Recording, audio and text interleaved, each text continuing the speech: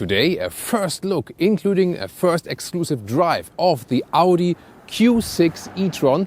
It sits between the Q4 e-tron and the Q8 e-tron, so this new electric EV SUV from Audi. And it's so crucial to drive it here today because this sits on the new PPE platform, Premium Platform Electric, that is used with Audi and Porsche. It's a collaboration, and that means that every Audi and Porsche in the future that is bigger than a compact one, so even like an electric Macan, electric Cayenne, electric Panamera, electric Q6, electric A6, everything will be on this platform and will be somewhat similar technology-wise. Here in the front we can see a large single frame grille, here all white out in this case.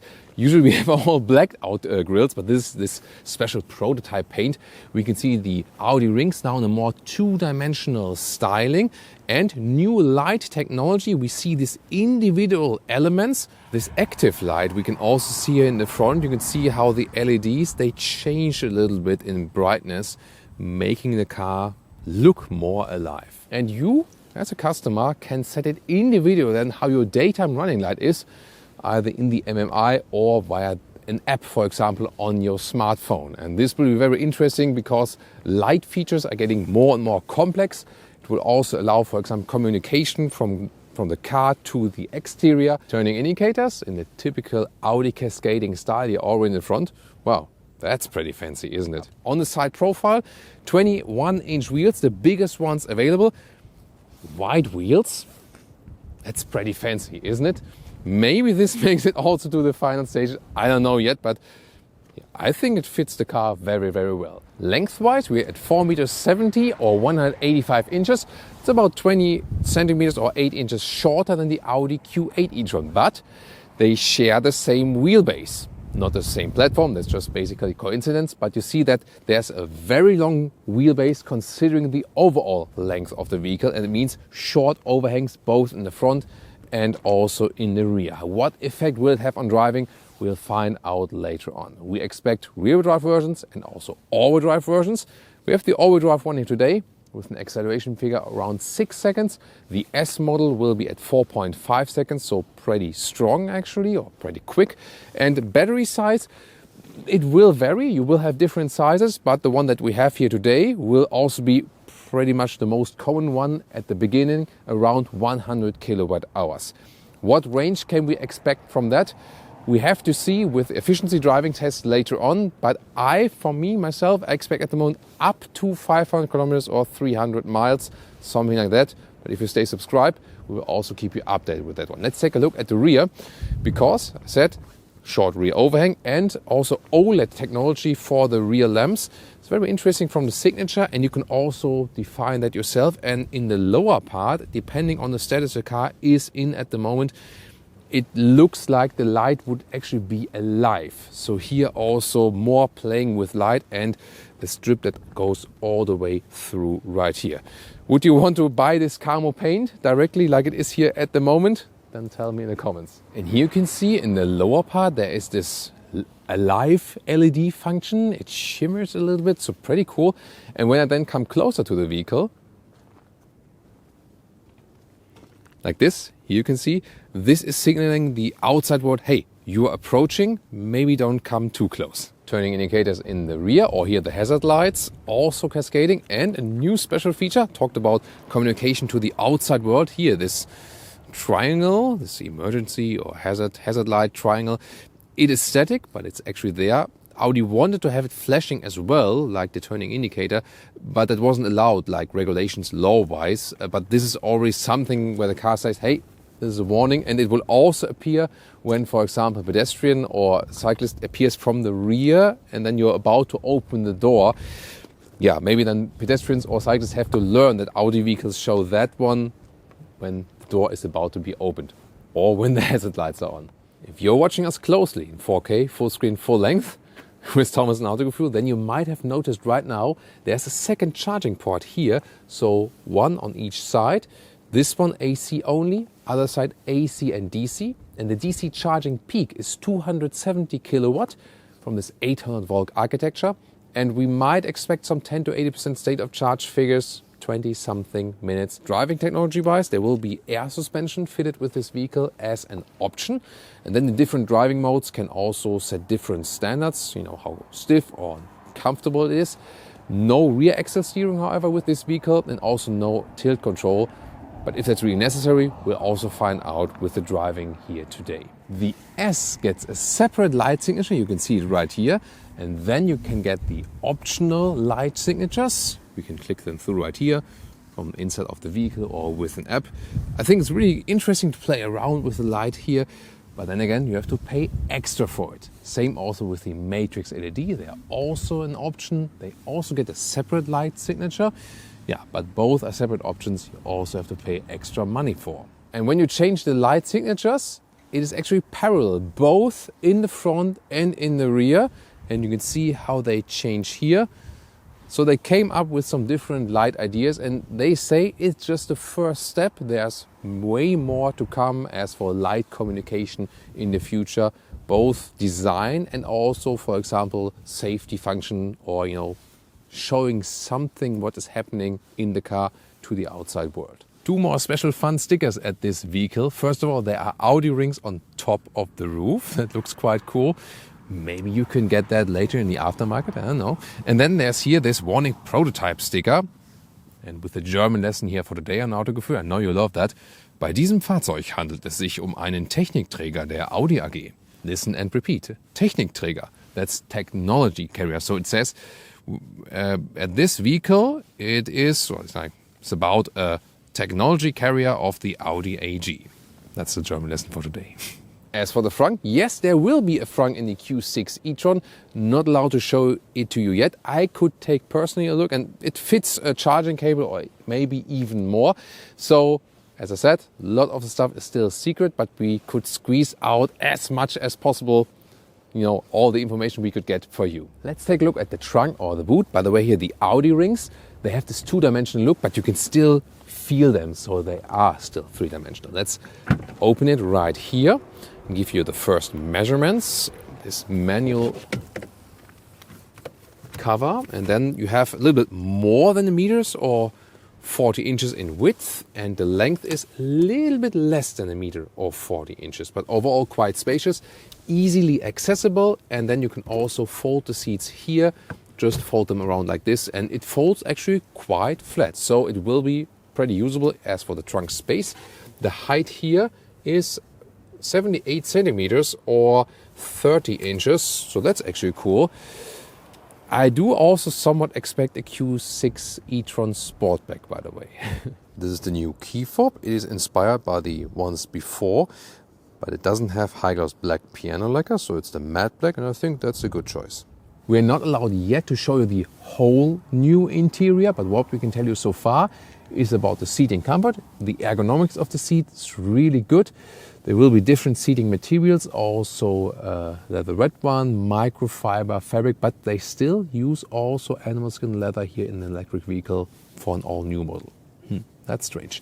Then headroom here with 189 or 6'2". Still a lot of headroom left. I might expect also some panoramic roof options. The steering wheel is kind of familiar. We also already know it from the Audi Q4 e-tron. Not the very same one, but also with hashtag capacitive BS buttons on the steering wheel. You do have some kind of feedback though. And for example, also the heated steering wheel. Rear seats, as for the headroom, no problem at all, plenty of headroom left. And I've set the driver's seat to my driving position as a tall driver. And then we do have some legroom left here. This recess here also works well with the seat. Honestly, I would have expected a little bit more legroom than here in this very platform, but it might also depend then from seat to seat setup. The middle seat is of course also usable, but I can't show you that at this moment. But you can drive with 5 tall adults in this vehicle. That's no problem. Acceleration.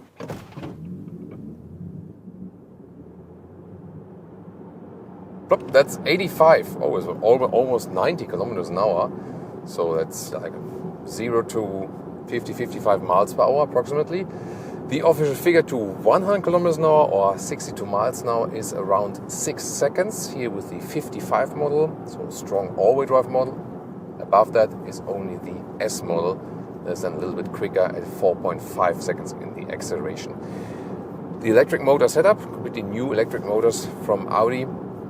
It works in a way that the rear electric motor is always the stronger one, actually. So you have some rear wheel bias, like with the classic Quattro, for example, where you had this 40-60. Can't directly translate it because it individually rules on each axle. So there's no mechanical link, of course, here in the electric platform. But you can still keep this rear wheel bias somewhat. And it's also very interesting what they did then with cornering. For example, when I'm at the outgoing of a corner and I open the steering again to accelerate out, then a little bit more power is diverted to the front wheels that you can better get out of the corner, that it's also getting pulled out of the corner, basically. Very beautiful roads here on the Faroe Islands, and of course there's a lot of wind outside and also some rain there, but for that it's actually quite silent in here. So as we know, the good noise dampening from Audi. As for suspension, you will optionally get an air suspension. We also have it here in this very vehicle, and it depends then on the driving mode. At the moment we are in the dynamic mode, but still, although it's the dynamic mode, suspension a little bit stiffer, and we have 21-inch wheels mounted, we still feel the air suspension, but we just get a little bit more feedback. But as we know also from the Audi setups, that even when it's in a sporty mode, it still keeps a certain amount of comfort, that you can basically sit in a dynamic mode in this vehicle and still drive it for your whole trip and not have loss of comfort, for example. In a dynamic mode, I also have a little bit more feedback at the steering wheel, and I like that. Of course, you can also set individual modes. I sometimes do that when I drive the vehicle for a longer period of time. That I have an individual mode where I have more feedback on the steering wheel, but maybe suspension on the softer note. Here in the comfort mode, I set it here in the lower part of the vehicle, the drive select button. Comfort mode gives me a little bit more play with the steering, and the suspension is a little bit softer even. And so if you want to go for large wheels, then air suspension is recommended to basically even that out. If you want even softer comfort, then you would need to reduce the wheel size, because then you have a little bit more dampening from the tire. Interesting is also when we go through the drive select, we have efficiency, we have off-road mode, the car goes a little bit higher then. If we would drive really slow, we would even have a lift mode that puts the car even higher for more ground clearance. And then there's the new balanced mode, and that one replaces the mode Auto, we known for a lot of years before. And they renamed this mode now to be more precise, because Auto, some customer thought that the car would automatically do everything, but it was basically just like a normal balanced mode, and that's why they renamed it now to balanced. And then you can go softer in the setup to comfort or stiff in the setup to dynamic. But you can always just stay in the balanced mode, because it indeed fulfills all purposes. So you can drive in a very comfortable way, but also when you drive sporty, it's still fine. For example, when I do some left-right here, the car doesn't shake up at all. But at the same time, when we have some uneven parts in the road, it's not getting bumpy or something.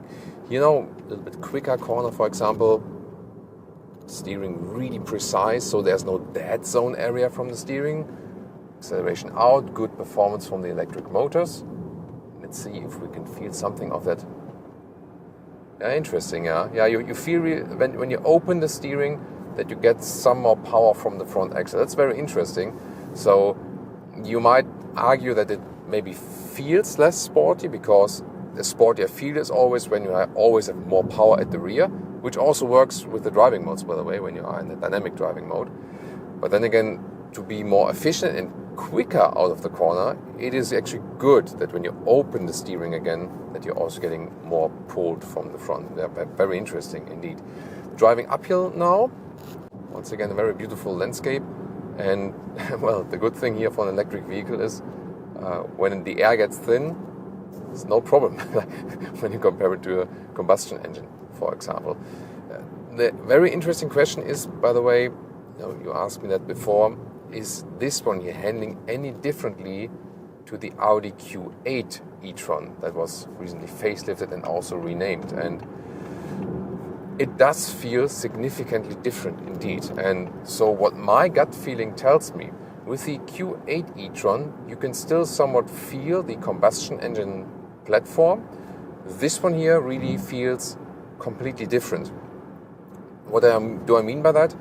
If you drive a normal Audi A6, for example, an Audi Q8, an Audi Q8 e-tron, they all feel somewhat similar. You sit down and get a known feeling. This one here feels in a way different, but at the same time, suspension-wise, for example, and steering-wise, it feels known Audi, but just everything that goes on around you. You kind of feel the shorter overhangs. It feels more EV. This is what my feeling tells me when I'm driving this one. And the reason behind it is that they can make the car more efficient, better range. Also, it's quite cold up here, so it also doesn't have so much range losses, especially in colder temperature. That's the reason behind this whole platform, that you have a purpose-built electric vehicle and don't have to rely or share platforms then with combustion engines. You know, BMW does it differently. They build one and the same vehicle with different drivetrains from one assembly line, and both have pros and cons. You can make EVs better, so to speak, when you have a dedicated platform, but then again, you can react more flexible when the demand is changing between the powertrains. That's, for example, the advantage for BMW. Yeah, it depends then how it plays out from the market overall. When we're going downhill now again, we can talk about recuperation. Their basic philosophy is coasting. That means when I lift my foot off the throttle, the car is rolling, which is the most efficient thing to do when you don't want to gain energy back. But you can easily do that. Here, for example, hitting the brake, then recuperation is setting in. So the driver just controls it, him, herself. No problem. And you yeah, we have the camper van there in front of us. What you can also do, you can use it for recuperation. Here, use the shifting pedal, and then I can lift the throttle entirely, and we have some recuperation, but you see already notably. Second level, then I already have to check if no one is behind me, because there's quite strong recuperation already. And then there would be the third step, and that is using the lower shifting lever here and go to the B mode. And then we have the strongest recuperation. This would be equivalent to a one-pedal driving feeling. So it depends on how you want to drive. Or for example, when you drive downhill for a very long period of time, then of course it makes sense to go, for example, to the B mode or set one of the recuperation levels here. Wow, really spectacular landscape here. But one catch to that is that when you restart the vehicle, it is always being reset to the standard level. It means no recuperation at all, just the coasting or just recuperation by the brake pedal. And that is not really a decision by Audi to reset it, but that's the law, because the car, because of the consumption cycles and so on, has to be measured in one mode. The only thing you can do as a manufacturer is to set this mode. So they could also have said, hey, we set everything on strong recuperation and keep that one as a standard mode. But that's up to the manufacturer. And it's also up to you which method you prefer. And I, for example, usually prefer a slight recuperation, to be like a compromise between two worlds overall. But yeah, my conclusion from driving is actually it does have aspects like steering and suspension which feel pretty familiar Audi, but this whole new platform feels so much more electric than anything else they have done so far. And the crucial thing I told you initially will be that all of the upcoming large Audi and Porsche models will be on this platform here, and that's why this basic driving feeling will also be somewhat similar. That's why this driving part is so relevant here today. The beautiful landscape here behind me, this is the Faroe Islands. It is basically somewhat in the Atlantic, but close to the British coast. Check it out on Google Maps, and we can also write the name description then in the comments. What else is there to watch right now? The Audi Q8 e-tron, the bigger brother, or one of the competitors, the Mercedes EQE.